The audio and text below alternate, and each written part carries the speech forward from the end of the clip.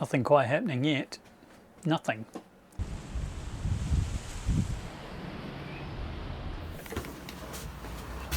Okay, out we go. We are going to go and avoid the water. There's a lot of water down here. It's waterlogged. And you can probably see that all 4 have water in it. So I've got to take the boxing off. I should have done it before I left because that's not good. Not good at all. Hold on. Hold on. Hold on. How we doing? We're good. We're good. Yeah. We're good. Okay. Feels like I should have done something else.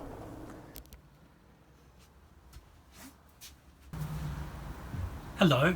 Hi. Hello. Hi. Welcome back. I just had my birthday, so I spent a couple of days away.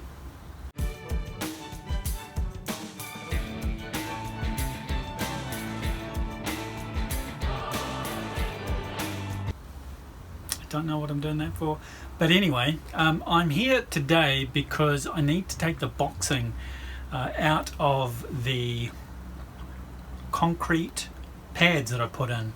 So just come and join me. They do the whole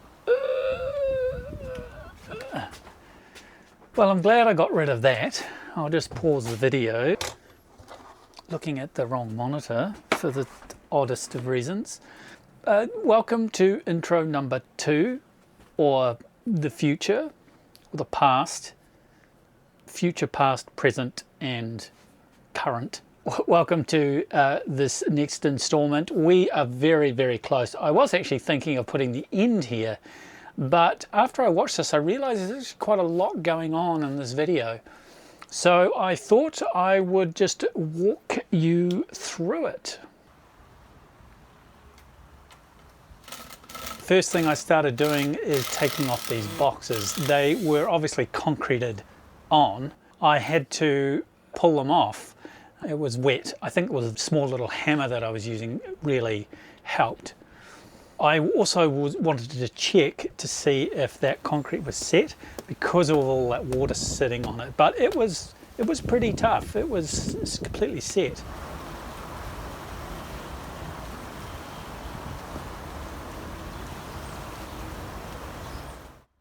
One of the issues were the very edges of these pads. This is for a piece of playground equipment, and of course you don't want someone falling on that edge. And I thought, well, there's got to be a way that I can smooth the edge over.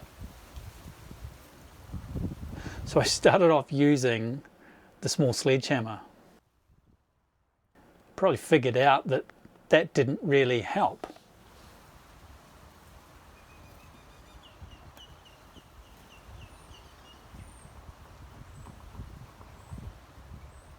So I continued breaking all of the boxes down. Some were easy, some were hard.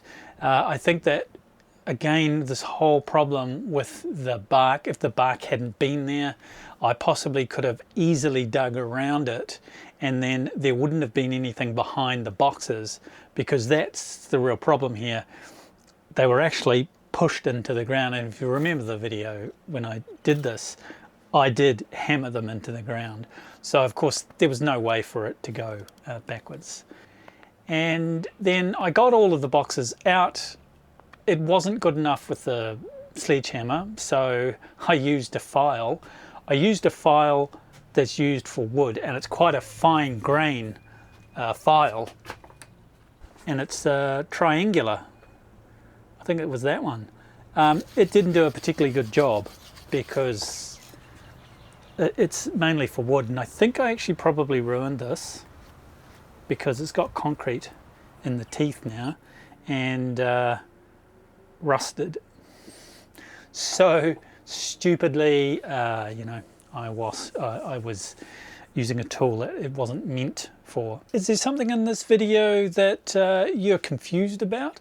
Or maybe there's something that you think I should have done better? I'd love to hear from you. So just pop a comment down below and I'll have a read and get back to you. Then of course I took all of the bits of wood, took all the screws out, because you've got pieces of wood with screws sticking up, and even though I've got boots on, they don't have a metal sole, so I could still get something up into my sole. The next phase was drilling out these holes in the brackets. The brackets were all good to go. I knew that the bolts that I had were bigger than the holes. I did actually try and do that in the shed before I put the brackets in. I got a bit carried away and I made a bit of a mess of it. So I ended up doing them while they were there. And it's actually a lot easier because they were completely immovable and I could simply just push the drill through.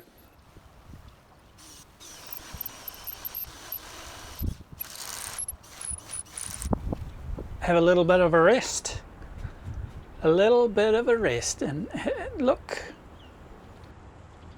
The next part is running the string line between the two brackets. Now I'm not entirely sure why I did this, because I should have already known what the angle was. This angle, or maybe it's that way.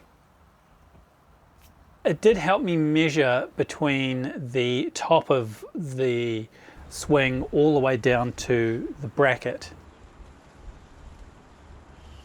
and that gave me a good enough measurement to see if I was on the right one. I can't remember what the measurement was,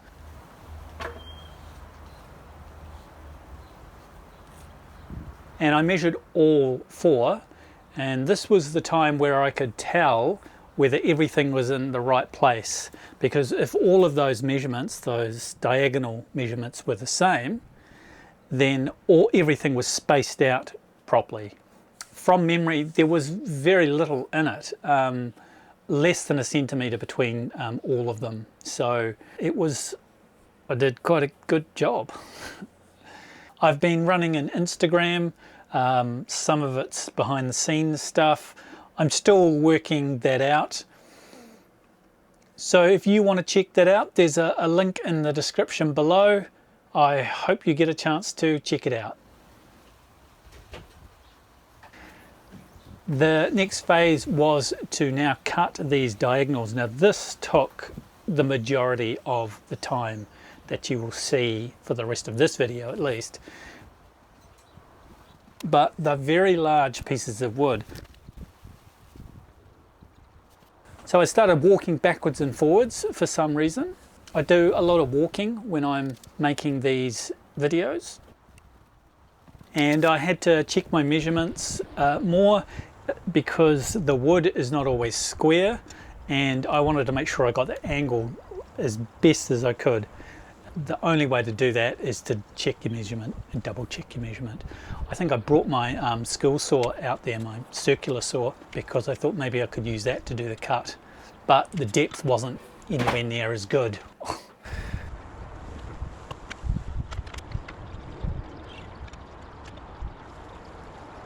It's actually quite hot in here at the moment. It's 25 degrees. And then I was showing how much I sweat.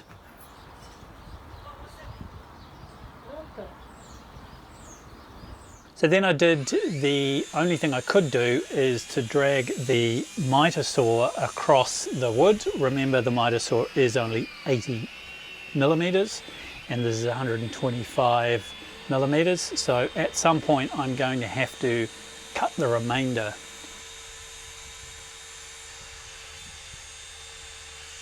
This was when I brought out the circular saw. Now the circular saw is actually obviously less of a depth. I thought maybe I could help in some ways, but that really didn't do it. So I flipped it around and then made another cut with the miter saw. That got me close, but I still couldn't quite get there. I had to use the circular saw again, try and cut more of it away, but unfortunately that wasn't enough. These are just too deep, and because they were on an angle, it kind of meant that firstly the miter saw couldn't get all the way through, the circular saw couldn't get all the way through. I had to connect the lines at the very end of the piece of wood. Flipping it did get a little bit more of that cut through. It did have the adverse effect of making a mess.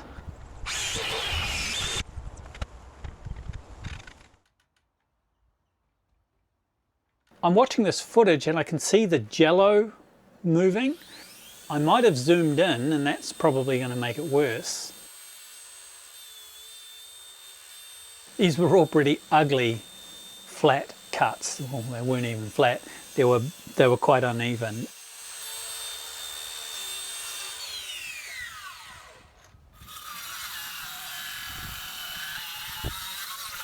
The ones that are up the top, they tended to need to be as flat as possible.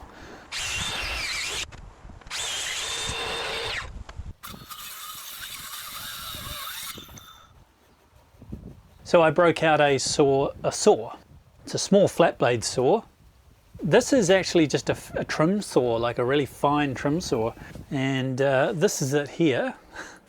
Fat Max by Stanley, not sponsored. And imagine trying to cut something like this with something like this. It's not going to happen. I mean, I could cut, but I'm not going to do a particularly great job. So as you could see, there's no way that was going to work. I got annoyed. I just wanted to cut this one piece so I could test fit it. And I was like, what's the closest tool I've got that could cut it? I have a whole range of tools that I could have used. Yeah, I could have just simply used the, what's this? What is this called? Multi-tool. I didn't know this, but multi-tool blades are different sizes. So that's just Starlock, and then this one here is Starlock Plus, and you can see the size difference. And then this one here is Starlock Max, and it's a huge difference.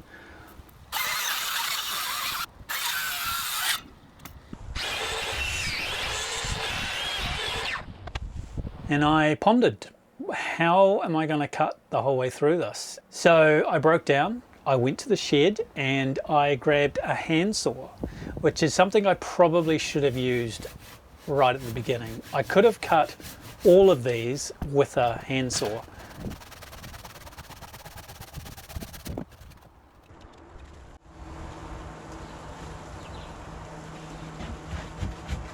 And I even used the handsaw for flattening a bit of the edge of the wood, which is a little bit silly really, because hand plane would have done better, but of course I've got a really terrible hand plane. I couldn't quite figure out how to make this flat. I needed it to be flat. As you can see, I've turned the offcut around because that's going to be on the other side of this post. It's essentially to give a flat surface so the bolt can go through, but we will get to that later. It's kind of a design feature, but it didn't end up looking that great.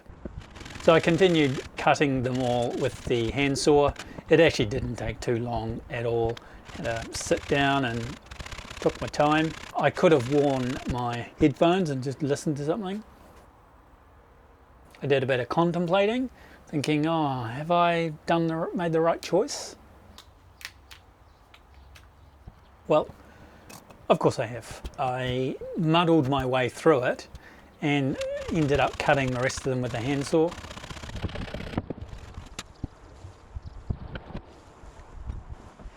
And then had a break. So once I'd finished that, I realized that these were all pretty terrible surfaces. They were all kind of up and down. So I broke out the electric hand plane.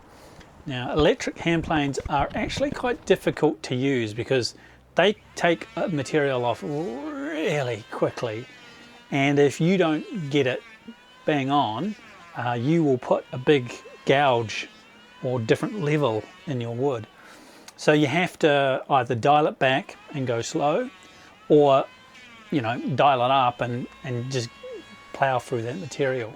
So you can't get a good finish on it because it can be a little bit uneven.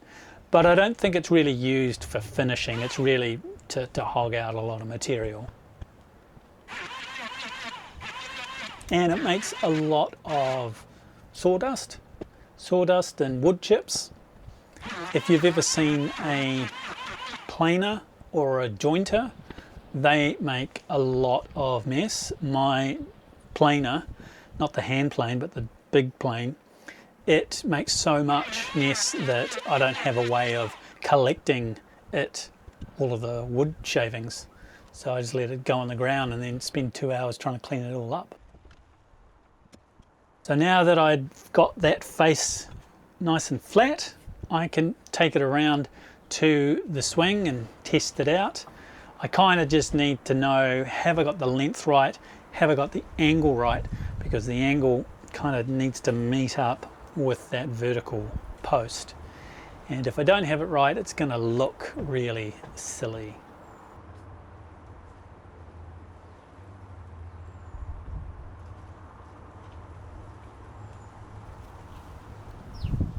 I took a measurement of how level the ground was, or the pad was, and then I made some marks on the post.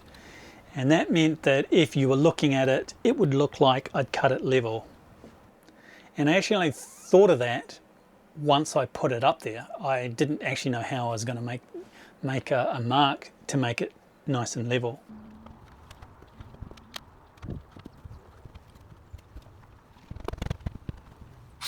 I had the same problem with the miter saw. I couldn't cut the whole way through it, but at least this cut was a lot more simpler. And then I had a little bit of a break, as I do. You just do an hour or so, and then you have a bit of a rest. It can get quite hot and sweaty. The day can be cold, but you're doing so much that you have to rest. Have a drink of water. Because it's now 26 degrees in here. Looks like I had a really long rest.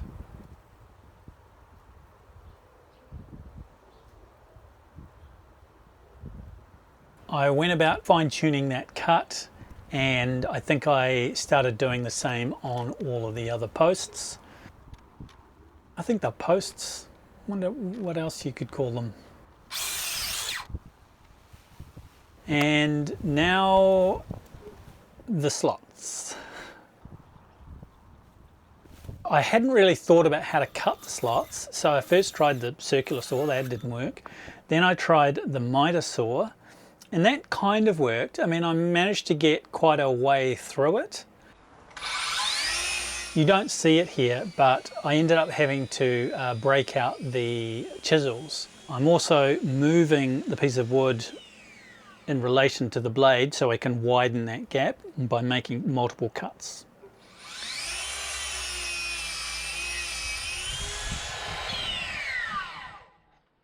It's quite nice cutting something and you're sitting on it.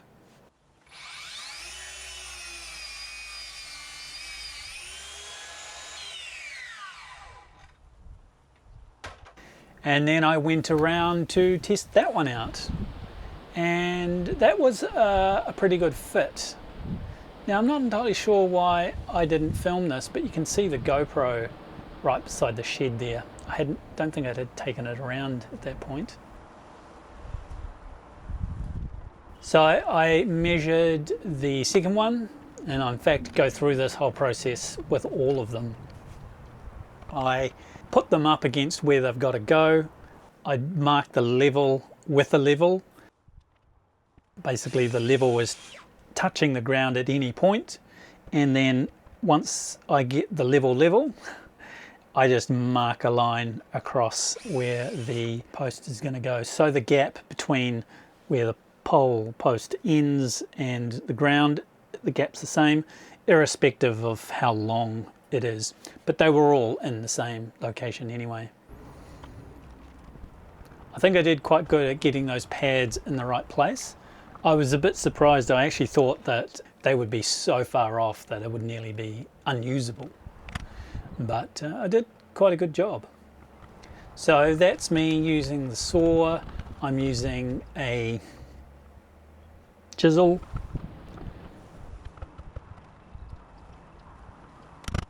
If you do watch YouTube regularly and you want to watch my videos regularly, subscribe, hit the bell icon, and you'll get notified for any future videos. As you can see, I've already got one in there, but I needed to check the slot size, and I used a pair of calipers, and it just gives me an accurate measurement.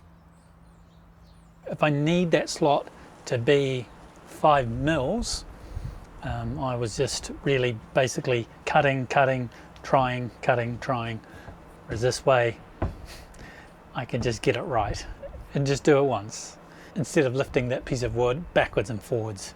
They are quite heavy. So I got it in. A little bit of maneuvering, finagling. I'm just checking to make sure that that vertical piece and the horizontal piece are flat to each other. It wasn't an absolutely perfect mating, but I move it around. I actually ended up moving all of the poles in different locations because I thought the gap's too big. Why would the gap, I mean, my measurements are right, the gap's too big. So I pushed that one onto the other side, and it looked a lot better. And that about wraps it up. You'd think that we would be getting to the end by now because there is actually very little to go, but there's a lot more processes that I've got to do to make sure that this swing doesn't fall over, break. It's going to have somebody sit on it, and it is made of wood, and it is in the front yard of a house, so we just want to make sure that it's strong enough, and I've probably overbuilt it. If you want to like this video, you could probably do it now. If not, do it at the end. All of those likes make a big difference. Thanks. Now, next week, it may actually not be the last one. I know that I am very close. So hopefully, if you join me next week, you will probably see this. But at least air can go through. And you'll probably see some of this. Battery went flat in a very short space of time. And that's about it. I do hope you have a wonderful week, and I'll catch you next week.